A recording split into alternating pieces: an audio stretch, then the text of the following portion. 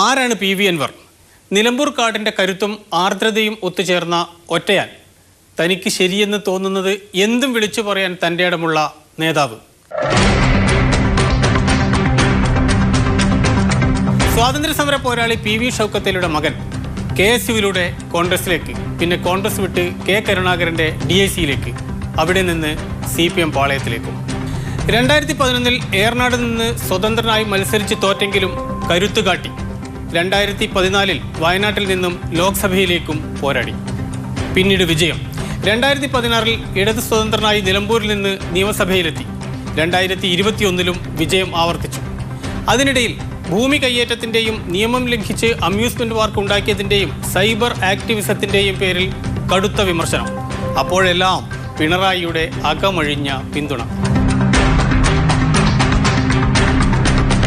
2024 പുതിയ അൻവർ. മലയോര ജനതയ്ക്ക് വേണ്ടി സമരം, ജയിൽവാസം, അഴിമതി വിരുദ്ധ പോരാളിയുടെ കുപ്പായം. മലപ്പുറം മുൻ SP Sujith Das, ADGP MR Ajith Kumar, political secretary P Sasi, മുഖ്യമന്ത്രി പിണറായി വിജയൻ. ഒന്നിനു പിറകെ ഒന്നായി വിമർശനത്തിന്റെ കൂരമ്പുകൾ.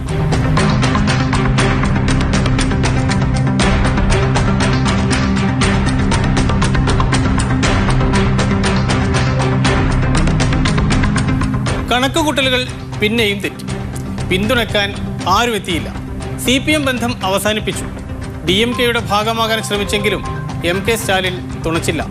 ഒടുവിൽ MLA സ്ഥാനം ത്യജിച്ച് 4 പതിറ്റാണ്ടിൻ്റെ രാഷ്ട്രീയ പാരമ്പര്യവുമായി മമതയുടെ കൊടിക്കീഴിലേക്ക്.